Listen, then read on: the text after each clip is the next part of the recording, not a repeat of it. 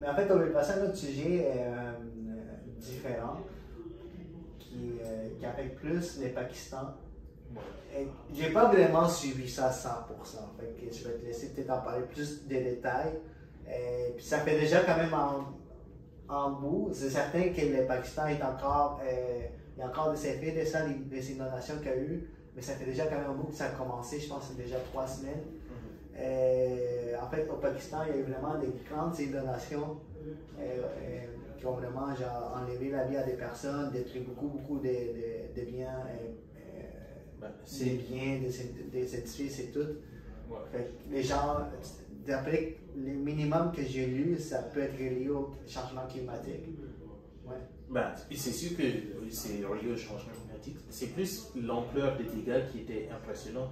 Et moi, ce qui m'a marqué dans ça, c'est que le traitement qui a été fait dans les médias, c'est pendant peut-être 3-5 jours, ouais. C'était comme la nouvelle. Ouais. Et puis après, bah, il y a eu comme la reprise de certaines villes par l'Ukraine qui est arrivée, et puis la mort de la reine Elisabeth. Et puis c'est comme si... Mais même pas 300 jours, je pense qu'elle n'a vraiment pas parlé beaucoup. Ouais, ça a peut-être traîné sur Twitter un jour ou deux, puis après ça, c'est peut-être ici dans l'Amérique du Nord, mais peut-être genre en Inde, au Pakistan, parce que c'est là-bas que ça se passe. À côté, dans ces pays-là, peut-être ça traîne beaucoup plus sur Twitter, mais ici, presque rien. C'est ça, c'est que...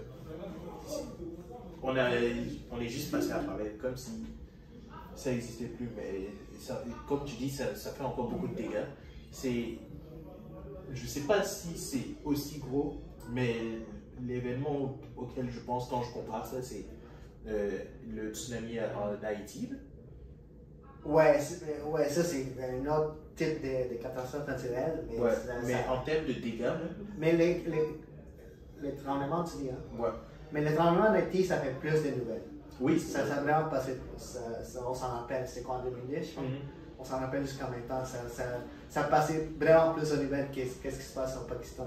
Ouais, en ce moment, il y a tellement de besoins en termes d'aide au Pakistan. Et ouais. C'est comme si ça avait disparu. Mais en fait, l'article qu'on a ici, là, juste parce que je ne connais pas beaucoup trop le sujet, parce que justement, on n'en a pas parlé du tout. On en a vu genre, ok, une ou deux journées, mais après ça, rien. Ça, ça a paru au Le Monde, c'est Le Monde, c'est français. Ouais. Puis, le 7 septembre, ça parlait genre au moins 1300 personnes ont été tuées. Les fortes précipitations ont fait suite à la sécheresse. Il y avait une grosse sécheresse, puis après ça, il y a eu la pluie. Puis c'était vraiment genre hors norme, c'était inhabituel. Moi, de ce que j'ai lu, c'est vraiment. C'était peut-être plus par les changements climatiques aussi, il faudrait qu'on regarde. Mais est-ce que tu penses que ça peut être provoqué par le changement climatique, ces genres d'inondations? Pour moi, c'est sûr, parce que c'est des événements qu'on voit à des fréquences de plus en plus courtes. Ça, c'était peut-être un événement qu'on en voit 1 ou 10 ans, un truc du genre. Mais juste dans les 10 dernières années, on peut penser à plein d'événements qui ont eu, comment on dit, en Chine, il y a eu d'énormes sécheresses. Oui, en Chine, en ce moment, il y a de la sécheresse, oui. Juste, pendant qu'on parle de ça, il y a les feux de forêt en Californie et tout. Oh oui, même au Porto Rico, je pense, il y a un gros déluge là, en ce moment, là, parce qu'ils ont perdu l'électricité. En Espagne, il y a eu pareil des feux de forêt. En fait, l'Europe au complet a eu c'était une grosse calamité, c'est ça? Non, c'est quoi la chaleur intense? J'ai pas le terme en ce moment, mais je sais de quoi tu parles. Ouais. Fait qu'il y avait des... Canicules. Canicules, c'est ça, bon français. Mais oui, c'est que... Fait que ça peut être lié aussi au changement climatique. Ouais, c'est tellement d'événements qui arrivent à la suite. Et c'est pas comme si ça arrivait une fois dans 10 ans. C'est 2022. Fait que ça montre à quel point il faut se concentrer sur des projets qui ont de plus gros impacts sur l'environnement. Parce que monsieur, madame, tout le monde, même s'il fait des changements dans sa vie, ça peut affecter l'environnement, mais pas d'une grosse façon. Ouais. C'est plus au niveau des grosses compagnies qui vont prendre des décisions de, ok, est-ce qu'on fait un pipeline ou pas? Ouais. Est-ce que baie du Nord s'est accordé ou pas? Ouais. C'est là que... Ça peut faire un plus gros impact. Ouais. Mais tu sais, qu'est-ce que tu penses aussi de l'effet qu'on n'en parle pas de genre, qu'est-ce qui se passe en Pakistan? Parce que je sais que j'ai vu des articles, juste de même rapidement, qu'il y a beaucoup, il y a quand même eu des LED, je pense la Croix-Rouge, Ouais. l'ONU aussi, je pense, Ouais. qui sont allés aider, il y a beaucoup de dons qui se sont faits. Il y a on en a entendu parler, mais pourquoi tu penses qu'on n'en a pas assez entendu parler? Parce qu'on parle souvent du changement climatique, là, quand quelque chose arrive de même, parce que ça ne nous touche pas, c'est loin, on n'en parle pas. Oui, ben, c'est surtout que les médias sont de moins en moins, comment dire, bien financés. Quand on parle du Pakistan, il faudrait envoyer quelqu'un là-bas dans ces conditions-là. Ouais. Il y a peu de chances que ça arrive. Les seules façons dont on aurait des nouvelles, c'est s'il y avait des journalistes qui sont sur place, là, des journalistes locaux. Mais par rapport aux journalistes, mais genre on n'a pas vraiment, mais ça, on a Twitter, on a Facebook, on a les réseaux sociaux, pourquoi ça se partage pas aussi intense? Les gens ont souvent tendance, quand quelque chose arrive de même, ils en partagent. Mais justement parce que tu mentionnais qu'on est en 2022, parce qu'il y a trop de choses, Oui. ok, ça arrive, puis il y a de nouvelles choses qui arrivent, puis là, tout ce qui était les Pakistan, ça descend dans les trending, puis ça disparaît. Parce que tu sais, on peut parler des journalistes. Les journalistes qui sont envoyés, les gens regardent moins la télé, ils sont pas vus, mais c'est aussi les personnes, les gens qui en parlent pas beaucoup sur les réseaux sociaux. Mais il y avait une place du journalisme qui était comme, ok, je vais faire le tri dans ces informations-là pour essayer de ressortir les trucs qui ont un gros impact. Et avant, il y avait une communauté autour d'un journal. Le Monde, quelqu'un qui lit Le Monde, il va voir qu'on parle des inondations. Mais maintenant, c'est que tout le monde va sur Twitter et il y a quelques gros visages qui attirent encore de l'attention sur les nouvelles. On peut parler de, je sais pas, Philippe DeFranco sur YouTube. Dans les médias plus traditionnels, Tucker Carlson, tout le monde le connaît. C'est même pas un journaliste, un chroniqueur. Ouais. Mais c'est des gens qui ont des spots à la télé, mais aussi il y a une présence sur les réseaux sociaux. Oui. Qui, justement, leur donne plus de popularité à la télé. C'est ça. Fait que quand, avant un événement de même arrivait, il y avait un référent qui va dire, ok, nous on est au Pakistan, voici on en parle. Oui, il y a une équipe des gens, ou des gens juste sur ça, genre, puis on en parle détaillement, on envoie des gens, puis c'est la télé, là, c'était du show, là. On envoie quelqu'un en Pakistan, puis les gars, il est dans l'eau, il est avec ses bras jusqu'ici, là, il y a l'eau qui tombe, puis lui, il est en train de parler, on n'entend pas bien, il y a du temps qui passe, c'est showtime, comme ça, mais là, maintenant, c'est devenu une histoire de... On ne peut pas se permettre de faire ça, parce que les gens ne consomment plus les nouvelles de la même façon. Mais ça je comprends, mais pourquoi alors les gens comme toi et moi qui peuvent juste, ok, il y a des vidéos, parce qu'il y a Pakistan, il y a plein de gens qui prennent des vidéos qui se partagent. Comme je t'ai dit, ça peut être de ces côtés de la planète, c'est plus partageable, les gens sont là, en Inde, au Pakistan. Mais ici, pourquoi les vidéos ne sont pas prépartagées au Pakistan? Je te donne un exemple. Je pourrais me lever ce matin, décider que je veux parler du Pakistan et te texter sur le Pakistan. Ouais. Mais s'il y a un article de journal qui parle du Pakistan, plutôt que de te texter sur le Pakistan, je vais te texter l'article de journal et tu vas pouvoir voir ce qui te plaît là-dedans. Il y a déjà du contenu qui est travaillé, il y a déjà des images. Je ne vais pas t'envoyer l'image d'un enfant mort pakistanais le matin. Mais tu peux tweeter sur ça. Qu'est-ce qui se passe au Pakistan, regarde, il y a des inondations. Oui. Tu as besoin d'articles. Les gens vont peut-être en faire une recherche, ils vont les partager sur ton tweet. Mais qu'est-ce qui fait l'audience sur Twitter? C'est qui sont mes amis qui me suivent. Ouais. Si je ne peux pas te texter et puis t'envoyer ça en personne, que je le fasse sur Twitter, tu vas pas forcément vouloir le regarder plus. Tu vois ce que je dis? Ouais, mais tu sais que moi, j'ai plus l'habitude d'aller sur Twitter maintenant. Avant, j'utilisais pas ça, mais là, j'aime regarder des films. Puis là, il y a beaucoup de gens qui donnent des critiques, j'aime regarder des commentaires. Fait que quand ça trendait Pakistan, j'avais des gens qui commentaient dans le trending, hashtag Pakistan, qui parlaient du Pakistan, puis des inondations.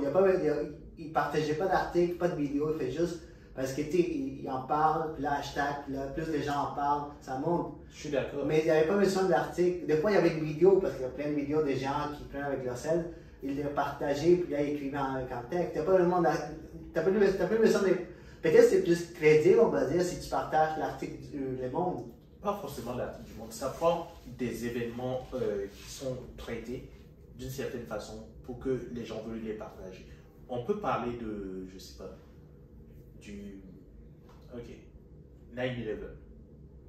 Le jour même, tout le monde avait la photo du 11 septembre. Tout le monde en parlait. Mais 2-3 jours après, qu'est-ce qui fait qu'on en parle encore? C'est, oh, il y a quelqu'un qui est allé sur place et puis il a vérifié que il s'agissait de tel modèle d'avion qui c'était financé par telle personne. Il y avait une histoire qui les reliait à tout ça.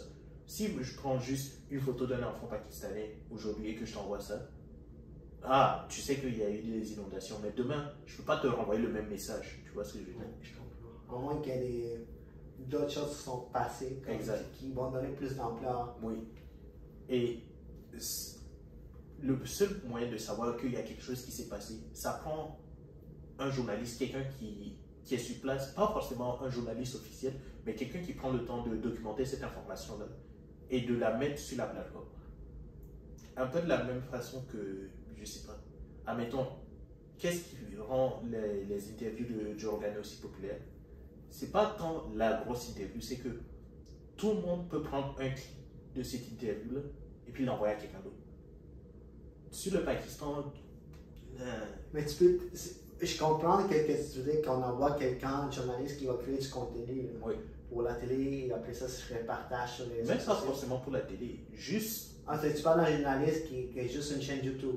Ouais, même si il n'a pas le titre officiel de journaliste, quelqu'un qui... Ça peut être n'importe qui va prendre son site, mais c'est ça comme je t'ai dit, il y a des vidéos des gens qui prennent juste les déluges, qui mettent... Mais ça prend plus que juste l'image, ça prend le traitement de l'information, ça prend que je dise, ok, j'ai été là, c'était telle place, j'ai vérifié qu'il y avait des gens, je peux pas juste... Mais pas juste une vidéo qui prouve qu'il y a des maisons qui sont bonnes avec des lots. On en a vu déjà ça, tu vois ce que je veux dire? Ah, ok. À la 10e maison qui s'écoule, t'es comme... C'est une maison. La 10e vidéo avec des lots qui rentrent, qui dévastent une ville au complet. Oui. T'es déjà, ok, je l'ai vu comme ça. Je peux rien faire. Il n'y a rien que je peux faire pour la maison qui s'écroule. Fait que tu verrais quelqu'un qui parle devant la caméra. Voici telle association qui a besoin de telle chose. Voici ce qui est recueilli. Là, il y a... C'est quoi, un influenceur qui devait en parler? Un influenceur. Ouais, si on veut. Là. Qui serait devant la caméra, là, devant les déluges. Même s'il n'est pas devant la caméra, s'il nous montre que... S'il ne prend pas son visage et qu'il nous montre un hôpital qui est en train d'accueillir les gens, monsieur, madame, tout le monde sur Twitter et tout, ils vont voir, ok, tel hôpital, il fait des efforts, on va aller les aider. Oui, mais ça, ce genre de vidéos sur Twitter, ça marche pas. Sur Twitter, c'est juste comme dans le monde même. Tu sais, sur Facebook, ça, ces vidéos, ça se partage. Ça va plus se partager. Ça partage. Twitter, comme je te dis, c'est du texte dans le moment même, dans le peu. Là. Mais ces vidéos que tu parles sur Facebook, je pense que ça va grandir. Mais ça, c'est comme un peu plus genre, il faut que la personne se rende là, il faut qu'il prenne il faut genre les déluges, ça fait 3-4 jours, là, il va là, il faut qu'il les dise, il faut qu'il fasse ça prend plus de temps.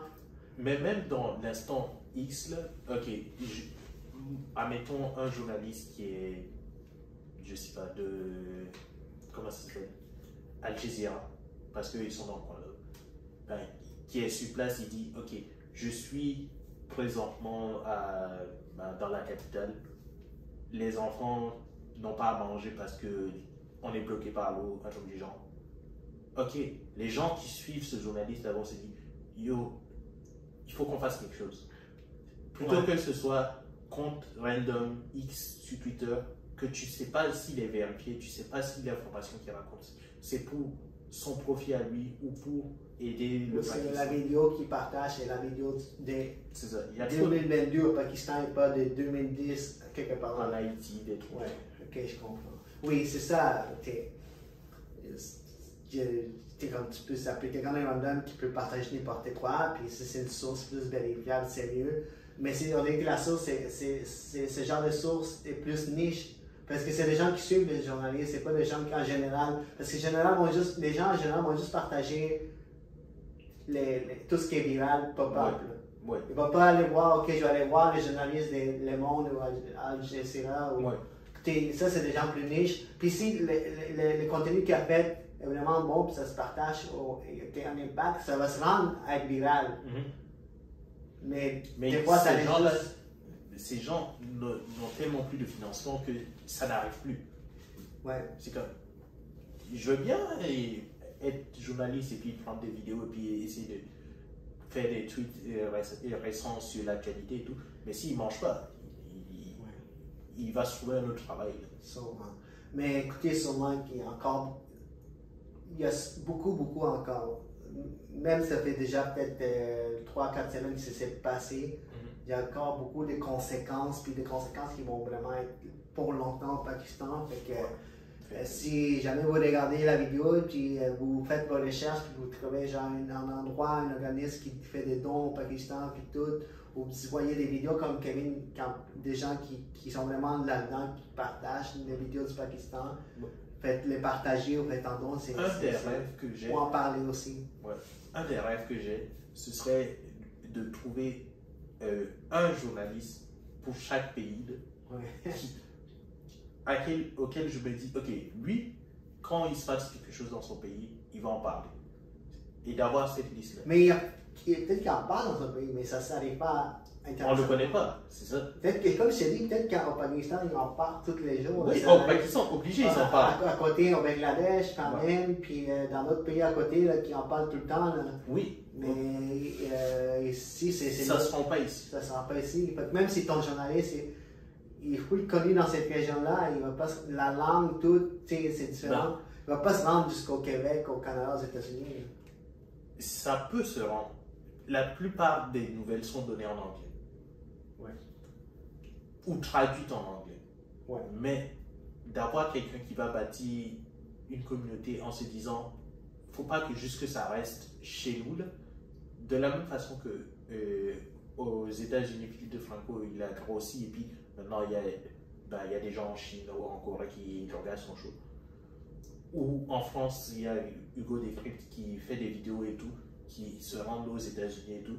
Pas français, juste français ou anglais? Non, il fait ses shows en français. Il a fait des entrevues en anglais. Il a interviewé Bill Gates, me semble, et quelques autres personnes. Mais ça prend un visage pour, comment on dit, une communauté, par exemple, pakistanaise qui va dire, ok, voici, moi, je vais parler de l'actualité au Pakistan. Oui, mais ça va tout le temps rester niche. Ça va tout le temps rester niche. Parce que, tu sais, les gens vont parler du Pakistan, mais s'il y a rien de grave qui arrive, ça, on en parle. Tu peux parler. Parce que c'est grand. Oui, mais c'est ça que j'essaie d'amener, c'est que ça prend de parler des nouvelles du monde, mais aussi des nouvelles de chez soi. Genre. Ceux qui parlent des nouvelles juste chez eux ou juste dans une zone du monde, ça suffit plus. Ça prend un truc extra. Là, genre. Ça serait comme un Joe Rogan qui en parle, genre, comme. Ouais. Comme, ouais. Fait que lui, il en parle, parce que des fois, il mentionne des choses, il en parle, puis là, ça fait de l'ampleur. Ouais. Fait que si lui, il parlait du Pakistan, puis là, seulement dans une conversation, quand il voit, là, oh, qu'est-ce qui se passe au Pakistan, puis là, ça peut amener l'attention, mais ça, c'est genre 30 secondes de son podcast. Là, tu s'en parle, comme ce podcast de 4 ans, 30 secondes, mais il en parle. S'il faisait genre 30 minutes sur ça, là, ça avait plus d'ampleur. Si Joe en parle, tout le monde en parle. Ouais. Ou genre, parce que lui, il a quand même une ampleur, comme tu dis, internationale, presque. Mais oui, mais c'est bien d'avoir des journalistes dans chaque pays qui a la même. C'est pas des journalistes, mais qui c'est un peu comme Joe qui en parle. C'est ça. Puis son contenu, c'est comme s'ils sont capables de s'exprimer en anglais, sortir de leur pays, leur contenu sortir de leur pays. Ça crée une communauté plus ouverte au changement. Mais en tout cas, les seuls qui pourraient prendre l'ampleur, c'est Joe. Fait que si on parlerait, ce serait bien. Mais nous, on en parle parce que c'est quand même un sujet qu'on porte. En tout cas, ça me tient à cœur. Ça nous tient à cœur, puis ça fait partie de tout ce qui se passe avec les changements climatiques.